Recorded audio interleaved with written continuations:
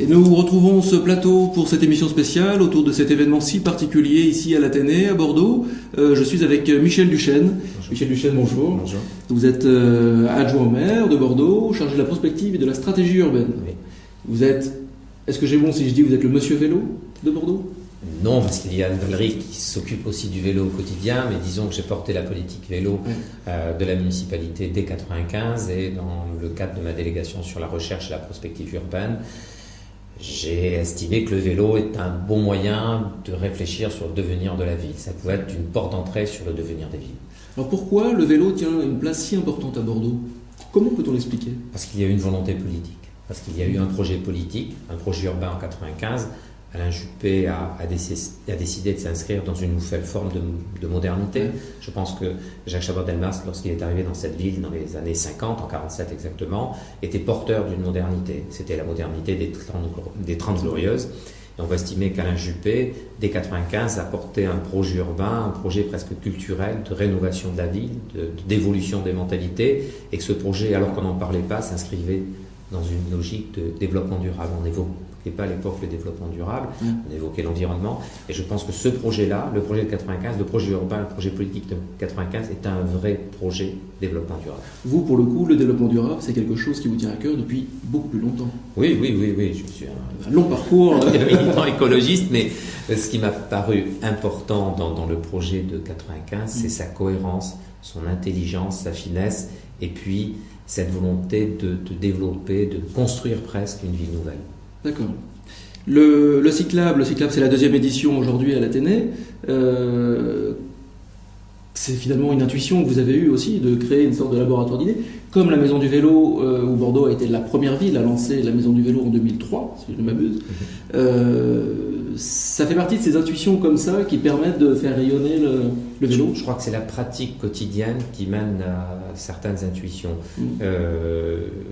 Moi, de 89 à 95, dans mon premier mandat d'élu, j'étais un jeune élu, j'ai beaucoup souffert de ne voir pratiquement aucun vélo dans cette ville. Pourtant, des politiques cyclables importantes, volontaires, coûteuses avaient été menées.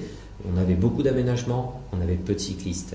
On avait beaucoup de volonté politique, on avait peu de cyclistes. Donc 95, c'est la recherche d'une autre politique qui permettrait de développer l'usage du vélo. C'est la réflexion sur cette nouvelle ville, sur les transports en commun, sur le train bien sûr. Et à un moment, disons-le, à force de galérer, on s'est dit on ne peut pas continuer comme ça. On investit, on voit toujours aussi peu de cyclistes. On a décidé de mettre à la libre disposition des habitants de la ville 2000 vélos. On était beaucoup critiqués, beaucoup n'y croyaient pas. Même nous avons été surpris.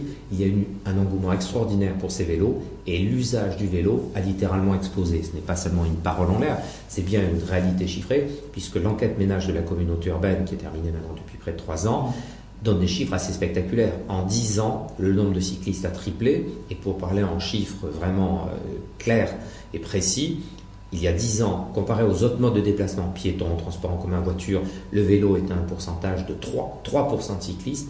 Aujourd'hui, avec le développement du véhicule, nous devons être à 11%.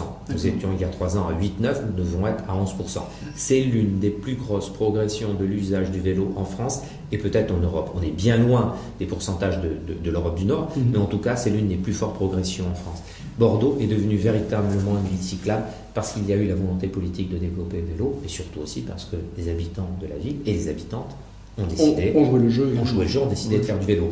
Et le prêt de vélo a été l'étincelle, le déclic qui a fait exploser l'usage. Un chiffre clé d'ailleurs qu'on a indiqué au début en introduction, 3500 vélos par an sont prêtés par la Maison du Vélo. On est à près de 6000 vélos. Certains ont été volés, d'autres sont usagés maintenant et ne sont plus praticables.